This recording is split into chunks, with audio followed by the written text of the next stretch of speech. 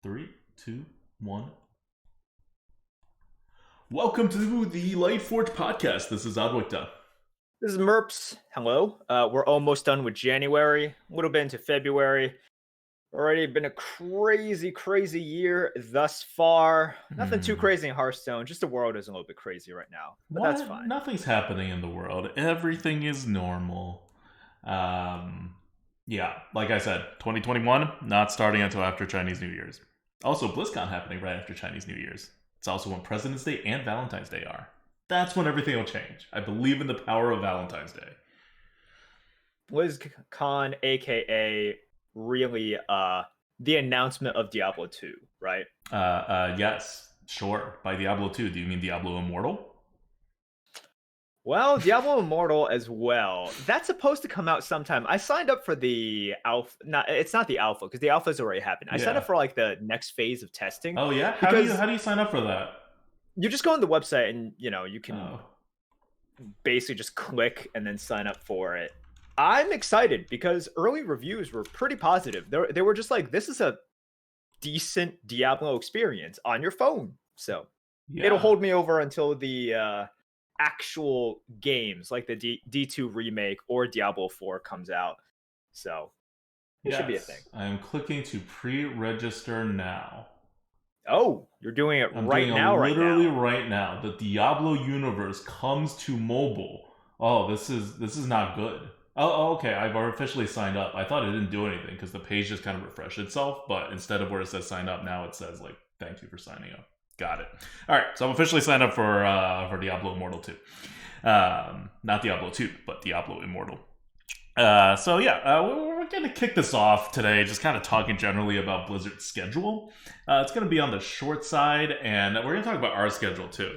So first off, just for like Lightforge podcast, Arena Coop kind of scheduling, the Super Bowl's next Sunday. Sometimes we try to squeeze something in before that because I think Merps actually watches this football thing, this American football thing, not actual football for our international audience. I don't, so I'll still be streaming. So, if you're watching this live right now or you want to check out a Sunday stream or you just like all your friends are watching football and you're not going to and it's COVID, so you're probably not going over to their places to party anyway, come hang out with me on Twitch. But since that's happening, we are not doing a Lightforge podcast this weekend. We almost never cancel a podcast, but we're also doing not just because we're not going to do it live, we squeeze it in otherwise, but there's just kind of nothing happening right now. Like you'll see the tone of this entire podcast. Like we've kind of said our piece about the stuff, and it really seems like stuff is not going to happen in the Blizzard world until BlizzCon and the week leading up to BlizzCon and the week after BlizzCon. So we'll do our pre-BlizzCon hype / wrap-up video, podcast, the weekend before BlizzCon, which is that President's Day, Valentine's Day, Chinese New Year's weekend, as our next podcast, which I'll also have a coop to it. But that means next Lightforge podcast is canceled, and then it'll also balance out the numbering because we gave an extra one 2 weeks ago with the Dark Moon races. So now the numbering will be back normal. So we have one podcast a week. Yeah, I think it's fine. We know stuff is coming up for all Blizzard games, not just Hearthstone. But we know big stuff is in the works, definitely, because BlizzCon is so close by. And it's just time for new stuff to arrive. We know the Dark Moon event is ending soon for BGs. Arena, I have no idea. Who knows? They can hit the button. They can hit the button. Hunter's at 43% now. Come on. Yeah, typically whenever something is sub 44%, I would say is that's when it's like, all right, push the button. Just push the button right there. Give them some better cards. Just up the class cards. That's really it. Give them more crackling razor balls. Yeah, more beast synergy. Yeah, so as far as Arena goes, we'll talk about Arena specifically afterwards. Just in terms of the Blizzard schedule, BlizzCon is the big thing, and you're gonna hear us just kind of talk BlizzCon once we come back. But we're not going to talk about BlizzCon today. We're going to kind of wrap up all of our remaining thoughts and things we wanted to talk about on Arena and BGs in the meta today with this short Lightforge. And just letting you guys know, we're not here next week, but when we come back, we're going to hit the what do we want from BlizzCon, and then BlizzCon's going to happen, and we're going to be doing a podcast right afterwards. Like, BlizzCon's Friday, Saturday, the podcast is on Sunday, and we're going to talk about everything that happens at BlizzCon, and I'm sure there'll be tons of Hearthstone reveals, other good stuff. It'll just be kind of a hype podcast that weekend. Probably news about the new game mode. Please just release the new game mode. Especially because the last game mode doesn't exist anymore. I mean, I'm sure they're still tweaking it. I think there was an update on duels this past week or something, but I don't think it changed anything, as in no one was playing it before besides PJ, and no one's playing it now besides PJ. I mean, it's about time they come out with the new game mode, you know, cube, sealed, whatever it is. So yeah, that's BlizzCon stuff. Great. All right. Talk about whatever you want to talk about. All right. Okay. All right. So I wanted to talk about for the arena this week this concept of win conditions. Deep fried meta. We'll bring it back for a quick minute here to kind of wrap things up. Because more than usual, I think in the last 2 months, I've gotten a lot of comments when I'm streaming in Twitch chat asking about win conditions when we're drafting. I say that more than usual because usually, like, one person in Twitch chat may ask a question or worry about it. These days, there's like 3 or 4 people talking about it, and that's more than usual. So I think there's some kind of focus in the community right now about win conditions. And then on Arena HS, this post pops up, literally titled "Win Conditions" by Klaus Havam 80. Just kind of asking, like, how do you guys do win conditions? How do you know? How do you draft? And so there does seem to be this idea that you need win conditions in a deck, or that win conditions will help you in a deck, or just kind of knowing your win conditions and your opponent's win conditions. And I think a lot of it has to do with the fact that not that win conditions are more important now, but rather the opposite. After Dark Moon Fair launched is when people started really focusing on win conditions. And that's probably when win conditions became the least important. Before Dark Moon Fair, you had this grindy kind of card generation meta where you need to know your combos. Now, it wasn't that hard because your combos are always like stuff you generate, right? Like, you'll maybe have one combo or one thing that you're doing, but usually your win condition is, let's find something and we'll make that our win condition. And you're in this kind of battle to make your opponents have a little less initiative, make sure you have either still more initiative or just some way to protect the stuff. You'll probably have 3 shots at really taking over the board. You probably need to flip the board once or twice in order to win. And that's just kind of how things are. And in those kind of metas, most people think of their win conditions as their bombs. So the 3 bombs that you drop over the course of your game, they're all your quote-unquote win conditions. And if you manage to get one of them to stick or to get a really large value out of one of them, well, then you have a pretty good shot of winning. And if you don't land those things and you don't flip the board, well, you're probably going to lose. So that was win conditions before Dark Moon Fair. And that was win conditions maybe for most of the year before Dark Moon Fair, but certainly not before that. Like, if you look at 2019, you know, I don't even need to go back to 2015, but just going back to 2019, that wasn't really the game plan. So over the course of 2020, win conditions really kind of took on a new meaning. And then Dark Moon Fair hit, and there was a little bit of a reset. And now, with the new rotation, with Dark Moon Races, and more importantly, Ungoro coming back, there is even less of this win condition thing that I think people may have gotten used to over the course of 2020 coming in.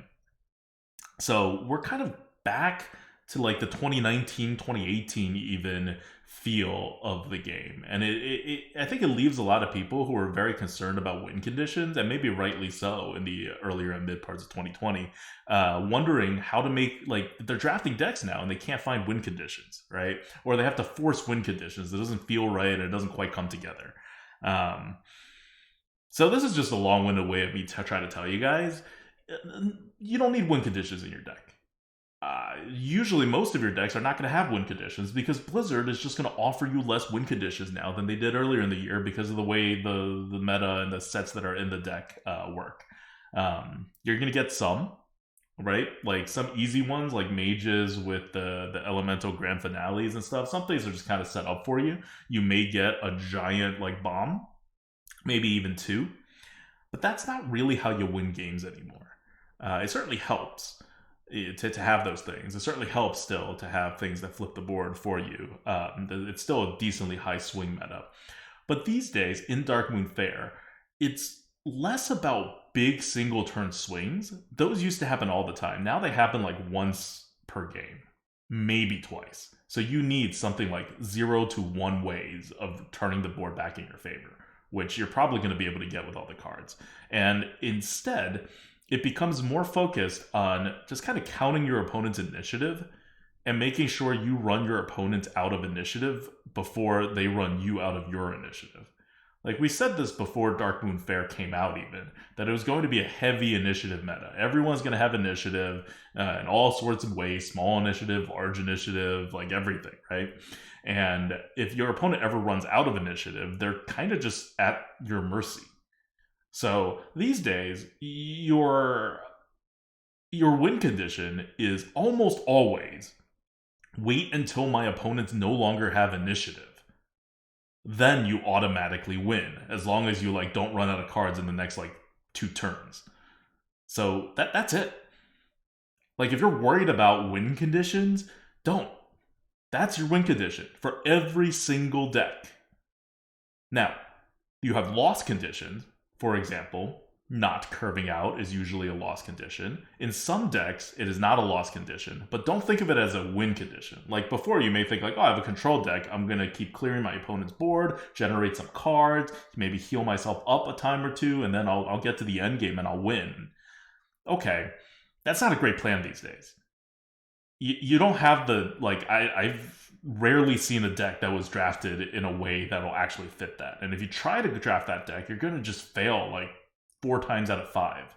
So if all you care about is 12 wins, yeah, you could draft decks, retire them, or do crappy with them, and then eventually hit your 12 win nuts with that kind of drafting style. But if you care about your average, like it's a terrible way to draft right now.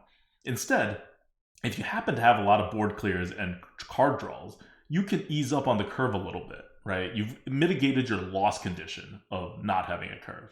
So stop thinking about win conditions when you're drafting and start thinking about, do I have loss conditions? Like I bring up curve, but also having no way to flip the board is a loss condition. Because like I said, most of the times your opponent's going to do somewhere between 0 and 2 times that they're going to flip the board on you. Generally speaking, if you have a deck that in which you can reliably draw into 1 way to flip the board back, but not 2 ways, you're still fine in this meta. So I wouldn't even go too hard in preparing to like flip the board back twice. A lot of times those cards just get kind of awkward, especially if you're good at the game and then you don't need to flip the board back, right? Like you put your opponent on their heels pretty like early on, like by like turn 6 or whatever. And you really only need 1 flip. Not 1 flip in your deck, 1 flip that you draw into. So you may need like 2 flips in your deck. That's kind of it. So it's a loss condition if you have 0 flips in your deck, right? Then you're at the mercy of your opponent, and then you really have to like make sure that you get on the board. You get on the board early, and you have ways to protect your board because you're not getting back on, or you have like some other win condition like a hunter hero power or something. So that's another example of a potential loss condition. Another loss condition is you run out of cards. Like if you just drafted a small deck, you're going to run out of cards by turn 10. You know this because, I don't know, maybe you've played a game or 2 with this deck and you've been running out of cards at around turn 10. Well, that's a loss condition. If turn 10 happens and you haven't won, you've lost. So rather than think of it as my win condition is to beat my opponents by turn 9, that makes you play weird. Instead, think that if I get to turn 10 without beating my opponent, I have lost.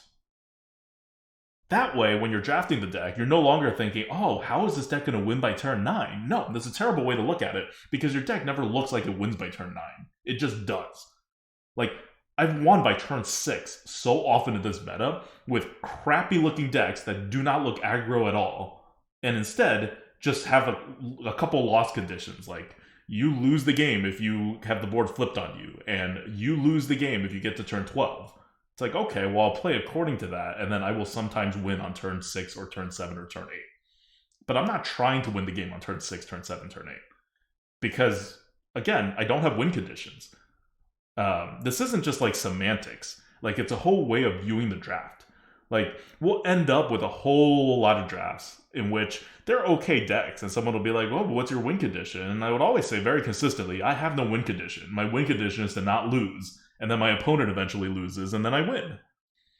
So I think that's the better view to look at it. So one, you don't panic in the middle of a draft and either just get discouraged or like start taking ridiculous risks with your draft, trying to like make your deck into something it's not, or going for some combo even though you have like 5 cards left in your draft to be able to hit like the other part of the combo. And you can just feel a little more secure. There's a lot of bad decks in this meta. If you don't lose for long enough, you will win. And that's the way you're going to get most of your wins. So focusing on a win condition is generally a red herring in this meta. And I think in most metas. 2020, as is in the rest of life, was kind of an aberration. Because legitimately in 2020, and even towards the end of 2019, I think, about when Corona hit, it really was a meta in which you could start thinking very hard about win conditions and really do well in the arena with that mentality.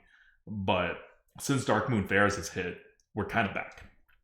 So that's my deep fried meta spiel. If you don't lose, you win. Pretty good. Wow.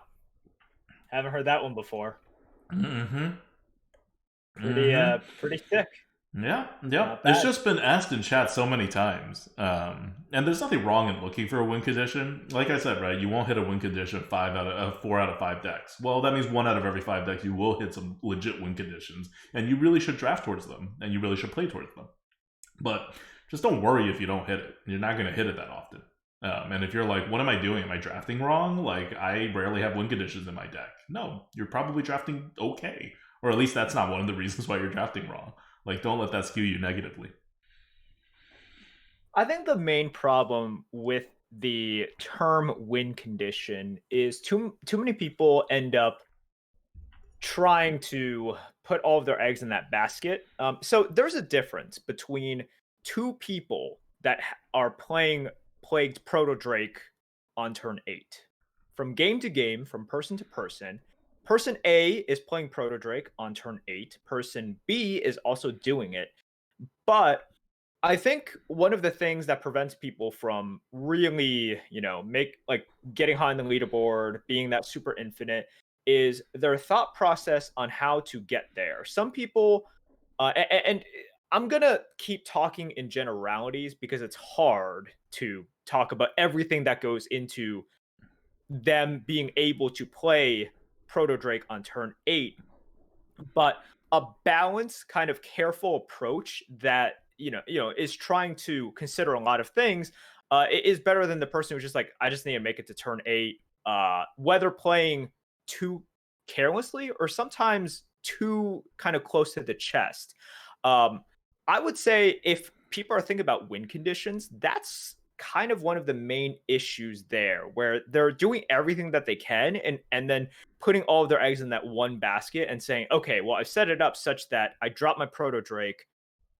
I know this card is good. Everyone knows it's good. It's going to get value. And if it doesn't get value, then I lose the game.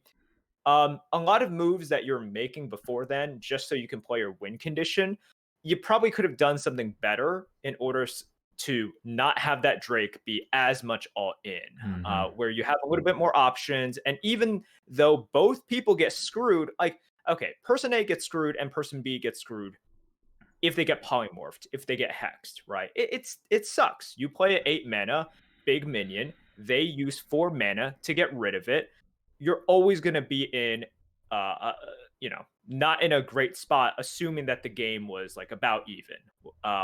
But you should always be able to optimize it. And I think the term win condition, people get too hung up on it. It's sort of like gold and silver players in Overwatch are really, really, really dependent on ults, right? They're just like, Yeah. okay, the ult will save me. hmm And it's true because ults are really freaking good, but like The it's high really swing about moves. your yeah. It's really about your positioning before then. Did you get some of this damage before that? Like, were you able to help your team sort of like make it through the choke a little bit faster? Stuff like that is more important. And just like what I'm talking about in Overwatch, where I can't kind of put all of the permutations together, I can't do it in Arena as well. But less emphasis on strictly defining these win conditions. Like, is Proto Drake a win condition? Sure, it is. Just like Eye of the Storm is as well. Um, think about the game holistically in the bigger sense. We can talk about these terms, but I think that is a big problem. People look at win conditions and then put too much of their faith into there. Just like how a lot of people are just like, I just need to build up my ult, and then if I get to ult, Yeah. I'm good. As in, if it works, I'm good. If not, I'm not good. And the best Overwatch players always know it's like, no. Like, ults are great and using them effectively obviously wins you hmm games, but it's about everything. It's like, yeah. Yeah, and that's the thing. Like when people think too much about win conditions, it skews their whole play, even in terms of using the win conditions. Like I know a lot of people watching, like I'll hold a really good card, maybe like a corrupted card, maybe just a really powerful card that I could get good value out of, that I could get better tempo now, or I get better card advantage now, or like I'm just playing a really good card versus a worse card, and I don't do it, and I'll not do it for like 3-4 turns, because if you've been watching us or you've been listening to us, the question we always ask is, "Am I okay? Is this fine? Oh, this is fine, then that's fine. If there's no loss condition hanging over my head, like, oh, I'm about to run out of cards, I better make my move, or like, whatever, oh, if he draws into one of his whatever, we're going to lose here. Like, if I don't feel like any kind of pressure from a loss condition, I'm just going to keep the game going. Like, when you're winning, you're going to keep winning. Hearthstone is a game that snowballs, just like by its base design. So if everything is fine and you're winning, you don't need to use your tools. Remember what I said before from Dark Moon Fair. The person who uses all their initiative up first usually loses. Like, heavily. So, if you're sitting there with some good cards in your hand and you're like, oh, I really want to use this, the question to ask is, do I have to use this? Am I at risk of a loss condition if I don't use this? And if the answer is no, you're pretty much fine, you're winning, then don't use it. Because by not using it, you're forcing your opponents to do stuff, to use their initiative on your crappier stuff. And then eventually, when they think, oh, I flipped the board or whatever, you can then use your good cards. Your good cards that may or may not have been a game flipping or board flipping or whatever kind of card before, now is, because the quality of their cards and the character of their cards is now worse than the quality of the cards you have. Whereas if you played it early, their giant board flip is still going to flip the board. And then you're not going to have your like built up, I'm going to call it built up tempo, like the tempo you've saved from corrupting cards and or from combos that you have in your hand that you gathered or whatever, right? Like stuff that generates a lot of tempo or a lot of cards or a lot of like surprises one way or the other. And you're just not going to have that anymore because you used it. Yes, you got a lot of tempo up front. Yes, it was good. It helped you snowball more. But it could have been better if you used it to not lose later on rather than use it for your shot at a win condition. Like, I don't use Proto Drake as a win condition unless I absolutely have to. Like, that is a desperation kind of win condition, Proto Drake. Like, is it a win condition? Yes. But I kind of play it, like, when you want to be in the situation, as Merps is talking about the two people who play Proto Drake on turn 8. Like, imagine one person is playing Proto Drake on turn 8, and if it gets polymorphed, they lose. And the other person has a ton of health, has other minions on the board, and the Proto Drake gets polymorphed, nothing much happens. You've spotted your opponent like 4 mana. That's what happened. Like, you're in a much better scenario if the bad thing that can happen when I play my Proto Drake is that I lose 4 mana relative to my opponent versus if my Proto Drake is gone, they're dealing 8 damage to my face and I only have 20 health left to begin with, so I'm going to be down to 12 health and I'm going to have to flip the board immediately or I just lose. Like, one player is going to lose like 85% of the time, no matter how good the rest of their cards are. And the other player is going to lose like less than half the time, even though both players got their Proto Drake hexed. And everything that built up to that event where the Proto Drake gets played and the Proto Drake gets hexed was not a win condition, right? No one would view any of that as a win condition, but it became a not loss condition that helps you win the game later on, when you just consistently don't lose as your opponent uses their hexes, uses their claw machines, uses all their crap. So, all right, it's a lot of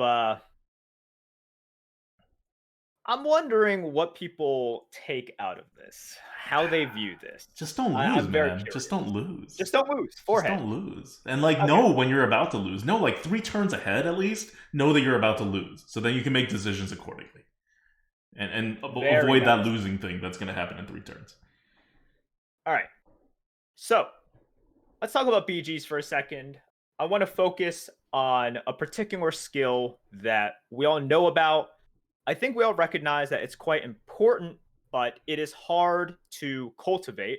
And that is scouting and analyzing the strength of your opponents. This is something where I've said before, don't focus on this until you are probably above 9 or 10K. Before then, just focus on everything else. Focus on your own warband. Focus on trying to get stronger, analyzing that. It's just like for StarCraft, a lot of people will tell you, don't worry about micro. Just don't. Worry about macro, understand the flow of the game. Same thing here. This is for the very, very end. Now, this week, I haven't played a lot of BGs. What I did do was co-op with Dreads last Monday, because he had an emergency BG session to save his tanking MMR. And we played together, and I thought we had some good discussions about quite a few topics, but most of all, scouting. Because this is something that I think he will admit he doesn't do that often. Let's go through the process. And I think when a lot of people see someone like Dog, Victor, Collins, RDU, when they see these people stream all the time and they see that it's like, yes, they're scouting, but what they have done is streamline the scouting and strength identification process to such a degree that it is very, very hard for you to learn from them. It's very, very hard. And once you've done it a lot, like if I just play on stream and you don't hear me explaining it, you would think that I'm not really scouting. But from what little I am looking, it's because of my experience from many, many games that I'm able to judge it from just quick glances. Just like how the people who stream all the time, you would think it's like, oh, I scout just as much as them. So therefore, we're getting the same information. No, you're not. Let's break it down, okay? Once you are comfortable enough, you're 9K, 10K, I think all right, well, one of the things I should do before I do anything in the turn is just check out my opponent, right? And I know what to look for, Merps. Like, you don't got to tell me. I want to look at their last 2 opponents, how much damage they dealt. I want to look at their warband. And I can kind of judge strength from that. And I should determine my next move from it. Yes, to some degree. And it all sounds good, but there are so many nuances, some general, some specific, that we need to talk about for you to actually judge how strong someone is. So, specific things that you need to look out for. Number 1, a super obvious one, you got to remember early tech. And what that means is, all right, you faced some hero who on turn 5 got a Light Fang, right? They were super duper greedy. They got the Light Fang early on. You want to note that early tech. That's number 1. And then number 2, you want to follow that person around. And just check out after every turn where they're at. You don't even have to check it right away. Because, for example, that person has the Light Fang on turn 5. You don't have to check them on turn 6. It doesn't really matter because on turn 5, they probably don't have enough stats for it to rematch, and then they're just building up. What you're really curious about from that turn 5 Lightfang person is, did they get the follow-ups? So you want to check up with them and see, are they beating people? How much are they beating people by? And then what are those people doing, right? This is a chain reaction. It's all relative. Like, that person is strong, but are they beating other people who are weak? And if they lose, are they losing to someone who is just so strong during that turn?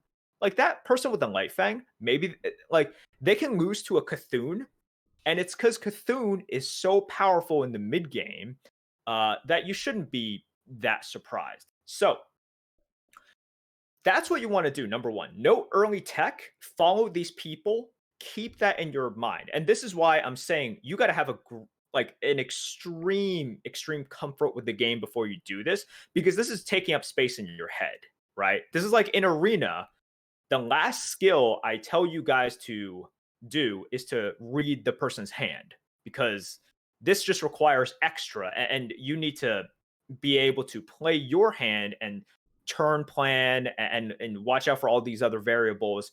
Like, that has to be somewhat second nature to you. So second of all, you have to note power turns. This is more meta specific. All right. So what you got to do here is, when you're scouting, you have to just know that Maev's power turns typically are turn 7 and turn 8. Sometimes she pops off directly on turn 7. Sometimes it's, it's a little bit slower, as in she gets the stuff on turn 7, and then on turn 8, she really pops off. For Elise, it's turn 8, turn 9. Sometimes Elise is able to super pop off turn 8, especially right now with the prizes, right? It's not uncommon to see Elise on turn 8 be able to get 3 triples, as in 3 tier 6 drops on that turn.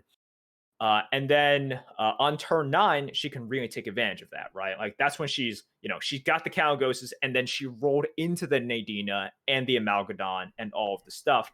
This is what you have to kind of memorize. This will change, right? The tech, that's general. The power turns for people, that's what you have to memorize.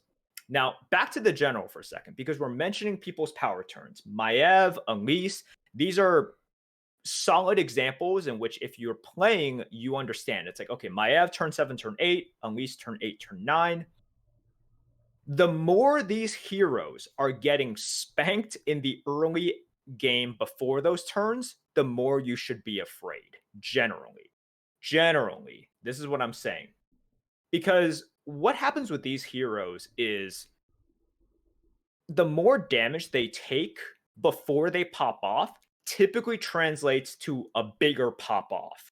So with Maiev, even if you identify, okay, Maiev, on turn 6, she got hit really hard and everything.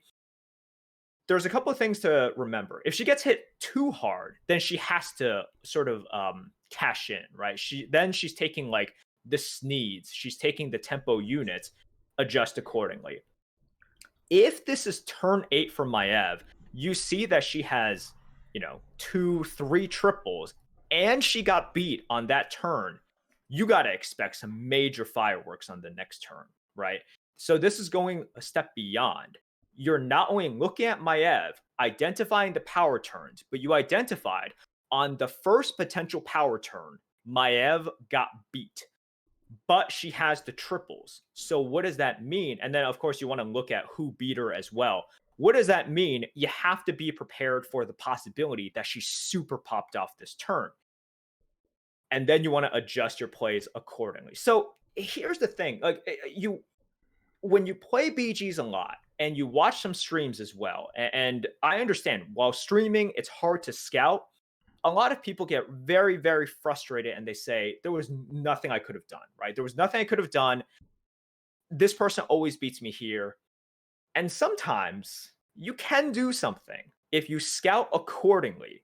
And then the next step after that, I'm not even going to mention this, is if you have seen that you face like 3 weak people in a row or something, or not weak people, but like you haven't faced Omu, Maiev, Alicia, and they're upcoming, and it's going to all of their power turns, you can also plan for that. I'm not even going to talk about that. Okay, that's like advanced. But when we're talking about this stuff, this can really kind of help save you some MMR. This can also shift your win probabilities from, let's say, 30% to get lethaled into just 15% to get lethaled. These are very, very important. So remember, econ heroes, specifically econ heroes being weak many turns in a row is very scary. Very, very scary. And then leading up to the turns in which they can pop off. On the flip side, I see a lot of people afraid of the number one person in the lobby. You know, this is sort of like the meme with Crip, right? Crip always complains about facing the number one person in the lobby, and I get it.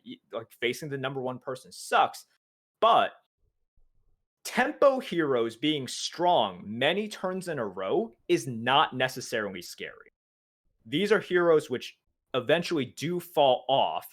I'm not saying they're going to fall off right at that moment because sometimes they get lucky, they pop off. What you want to look at is this for tempo heroes. Tempo heroes typically at some point have to reach for the next level. This is the huge difference between tempo heroes and econ heroes. Econ heroes, and why they're more powerful at high MMR lobbies, is because they have a smoother path to the higher tiers. Tempo heroes, it's very rocky, and at some point they have to take a higher risk in tiering up. So what you want to look out for is this typically the time in which this tempo hero falls off? And number two, did they reach for the level here? And this is something you'll just get better at doing. And once again, it's like, if someone is weak thus far, it doesn't mean that they're weak for you. In fact, we know how fast things change in BGs in just one turn, especially with the prizes now. Like even without the prizes, you know, Maiev can pop off.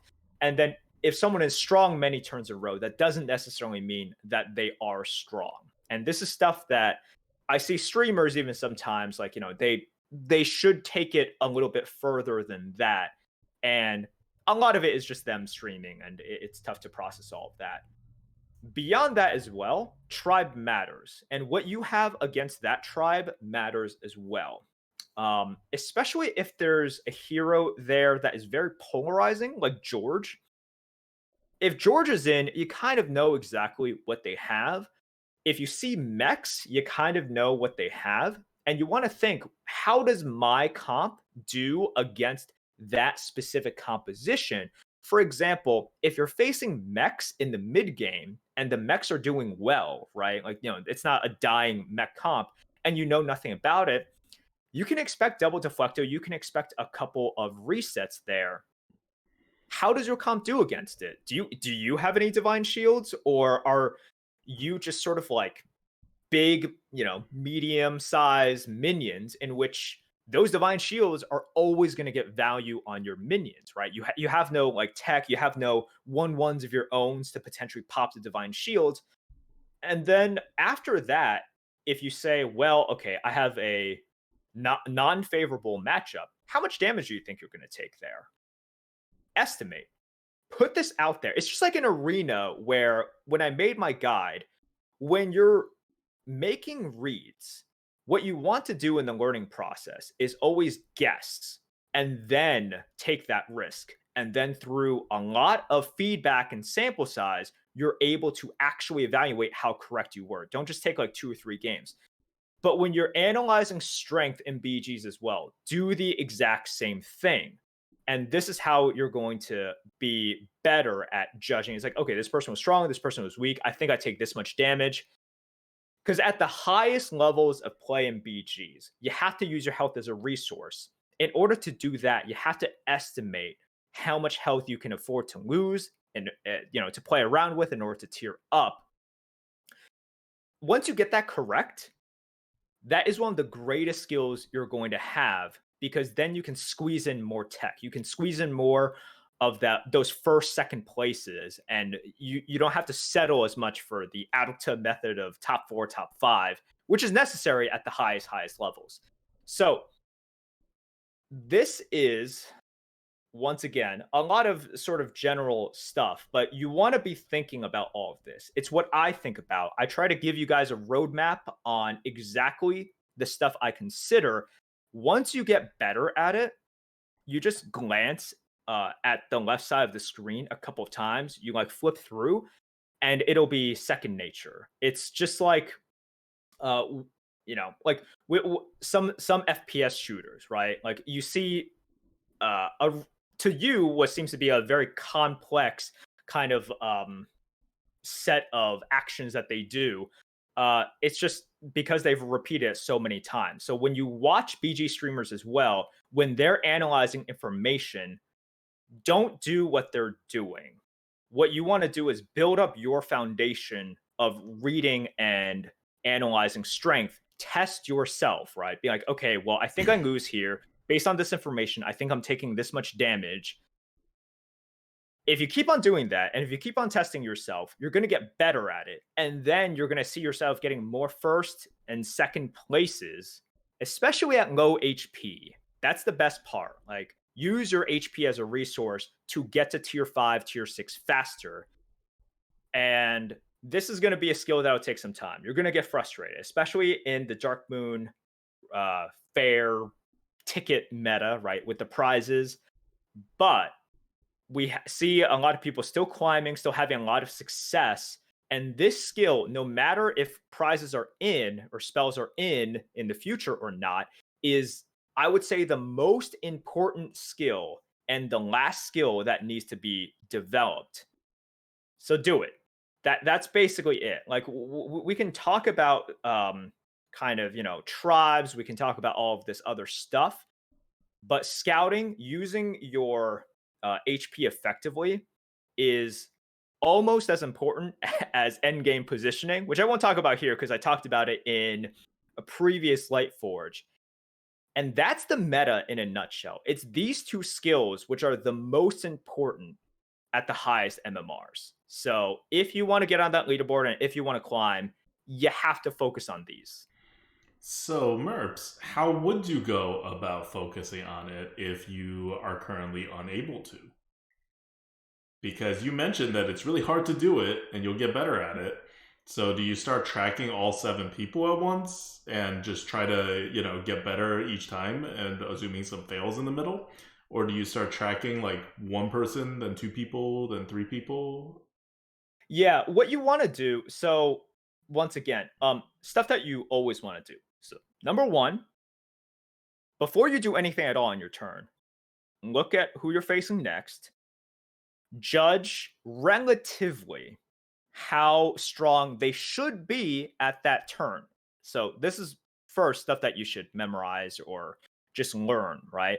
And it doesn't even have to be, okay, Maiev turn 7, turn 8, Unleash turn 8, turn 9. It could just be, okay, Lich King in the mid game, pretty strong, right? Lich King in like the early mid game, no matter what, is pretty strong.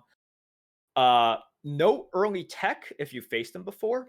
And then look at them and then look at the past 2 opponents that they faced. Special emphasis on their like previous opponent, and then check them out as well. That's it. First of all, get in the habit of doing that. Just get into that habit, right? Of like doing that. And then once you see, okay, this is my opponent, this is what happened last battle, okay, and this is who they face, go to that opponent and just check out relatively what they're doing, okay? That's step number 1. So let's not overload things. Once you're in the habit of doing that, just checking opponent and then checking their last opponent after that, then start evaluating, okay, how strong do I think this person is generally, right? And you can put it into terms however you want, like whatever unit or whatever. I won't tell you how it is. And then just start to guess, do I think I'm going to lose against this person? Or do I think I'm going to win? And if I lose, how much damage do I think I'm going to take? Now, Notice how I'm not telling you exactly what to do here. Mm-hmm.